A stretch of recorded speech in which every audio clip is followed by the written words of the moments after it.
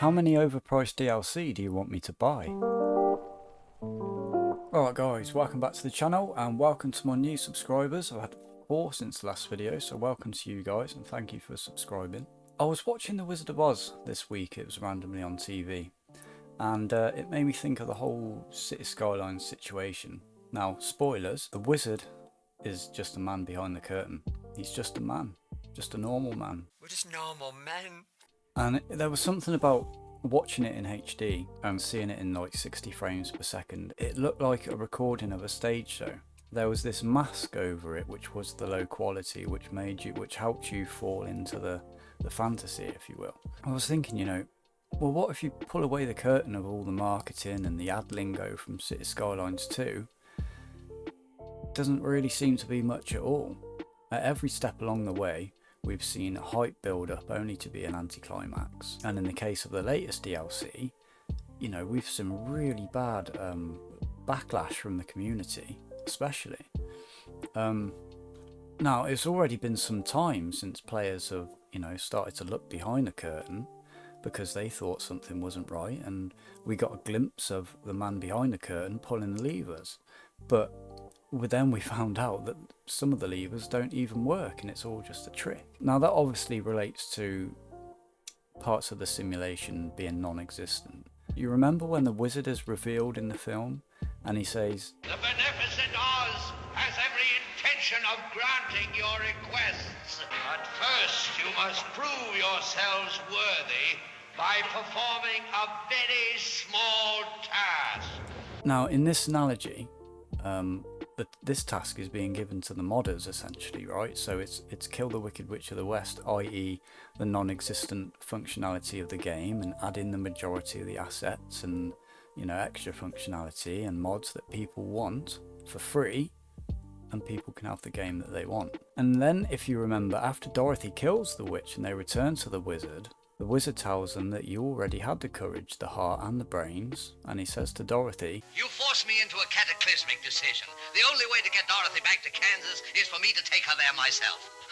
But we learn just a few minutes later, the good witch says to Dorothy, "You don't need to be helped any longer. You've always had the power to go back to Kansas." all you have to do is click your heels and you can go home anytime you like. Now I think that shows that the wizard is using them to accomplish his means. He lied and he was deceptive. Now it's a bit like a time loop because we've already been here, we've already played this game, we've already bought the DLC, we've sat through its development, and the modders have been on their journey of filling the gaps and fixing the issues, right? They've killed their witches, and I guess in a way, if City Skylines 2 is a sequel to a successful novel, if you see it like that, then it has very little in the way of anything new or further character development.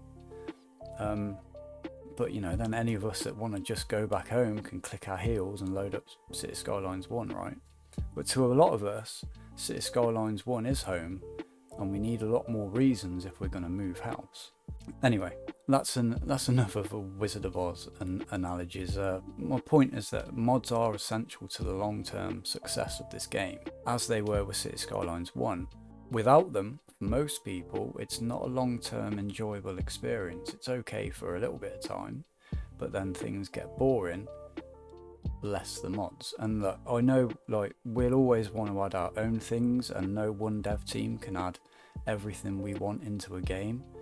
It seems clear that the community would value and reward more base game content and functionality as part of the actual base game that they buy, and not having to wait for DLCs or stuff to come out, or having to buy DLCs to get that extra functionality, those extra game mechanics. For as long as I've been playing City Skylines 1 and 2, people have been wishing and asking for more base game content. You know, it was always one of the biggest requests I ever saw for City Skylines 1, and then when City Skylines 2 was announced, it's, I hope we get more content, you know, I hope we get this in the base game and this mod added to the base game. And there was, you know, you could probably make a list of about, you know, 10 to 20 mods that people overwhelmingly wanted, you know, implemented in the game some way.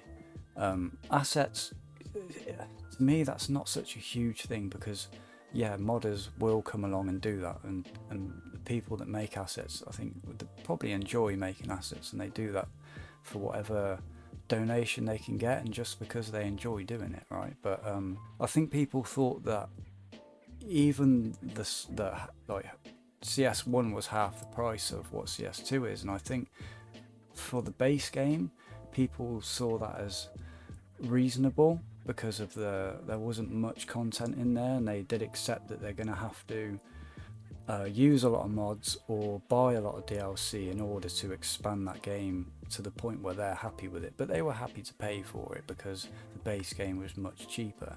But now the base game's double the price, you kind of expect quite a bit more functionality, mechanics and things like that to be actually included in the game. On the question of mods, I posted a poll in the CS2 community on Facebook, and these are the results of that, and I want to thank you for those results. Let's take a look at them.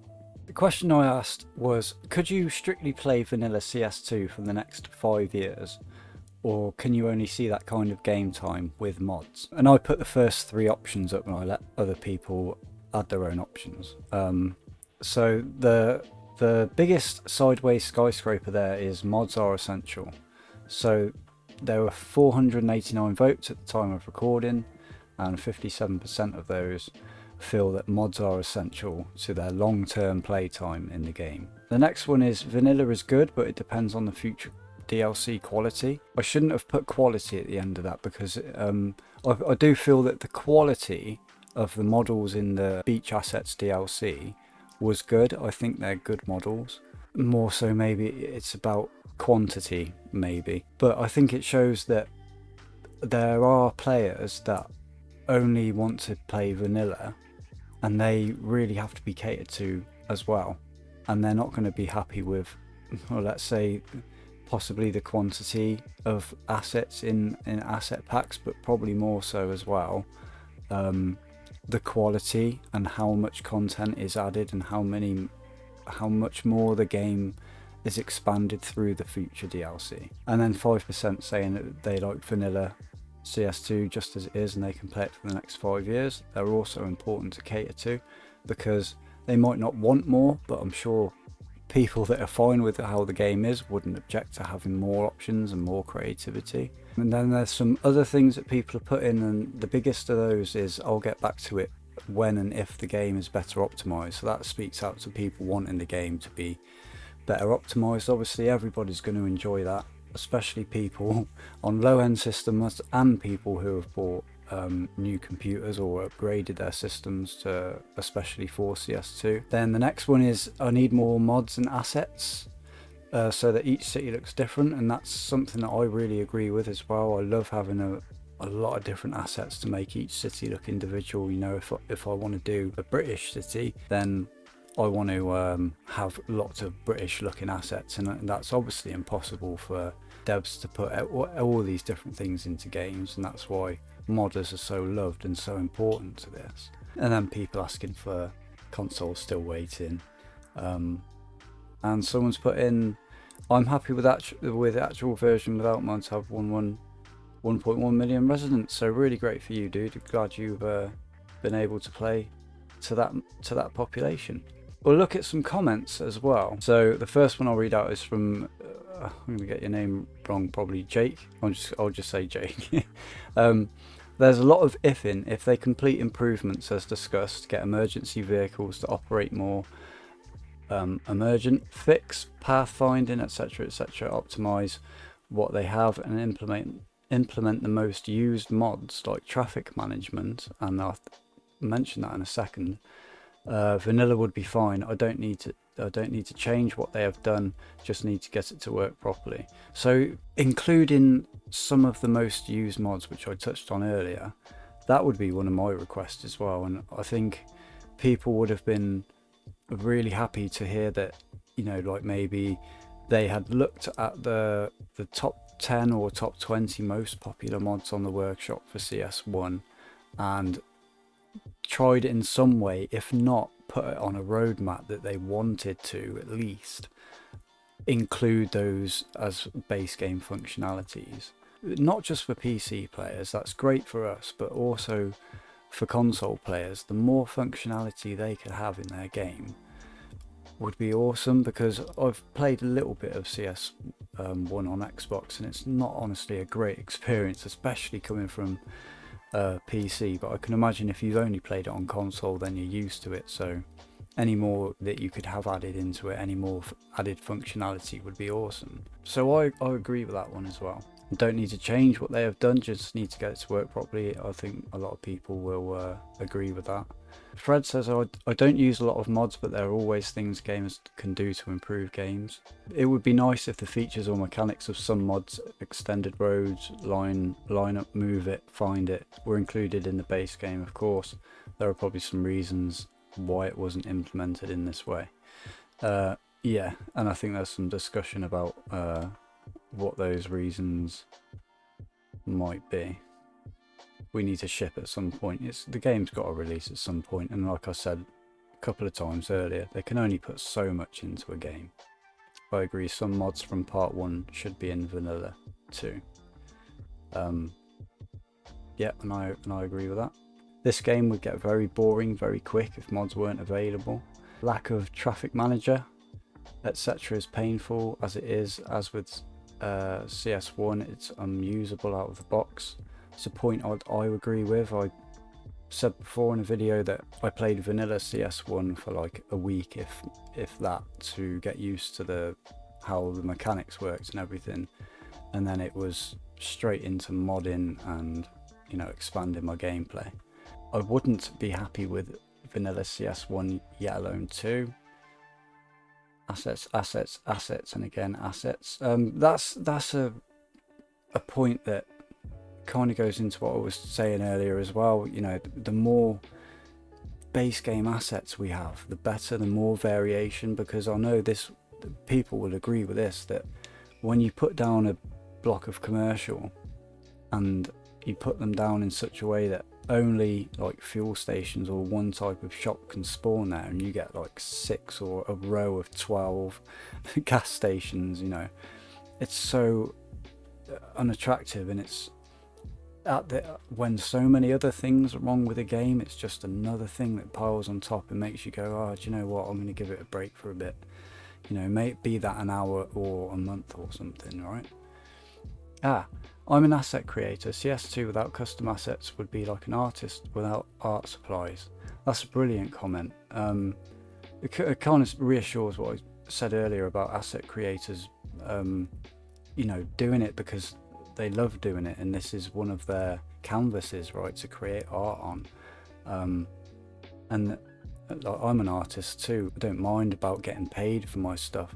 It's nice that people see it or appreciate it, or, you know, I'll give away art because, you know, somebody says, oh, that'll look nice here, and, you know, if you can't afford it, here, man, just have it. It's, you know, I guess what I'm getting at, and thank you again for everybody for all your comments. And yes, the asset creators, especially from this point onwards, since so many core mods are already in, the asset creators are really going to expand people's game time for a long time. That's something that expanded my game time on CS1 a long way. You know, when certain sets of buildings would come out, I'd go, God, I could build a city with like a Los Angeles sort of low residential themed area, and then create a beach off that, and, you know, turn that into something. It opens your creativity so much and your game time. What I'm really trying to get at is that it feels like they're being preyed upon, because in a way it's a double-edged sword, because in one sense, if they did create so many assets in their game that you didn't need to download so many assets from a mod store or something, you'd kill that creativity for these people. In the other sense, these people are putting a lot of work in and really, you know, accounting for a big bulk of the success of this game, and they're not getting any reward, and they're not getting any financial reward especially, and not much real recognition, apart from some people will get mentioned on, you know, City Skylines official Facebook page or Twitter or something for something they've created here and there. So I think that would be a good point for discussion. If people want to discuss things in the comments, that would be a good point for discussion, because that's not something I can come down on one way or another. I'm finding that quite hard. And I think another part of it as well is that the player base deserves something more, because there's a lot of people angry about the content, or the quality or the quantity of the DLC. And if people feel like, you know, is the next DLC going to lock things behind it that used to be free, or that could be free, to allow more people to get into the game? Because as I said in my last video, it's not a game I dislike. The practices of the financial, especially the financial decisions, are what really kind of get me, because this is a big company with a lot of money, and the ability just to go, hey, these guys over here aren't happy, let's do something to show them that we really care about them, so that we don't lose them.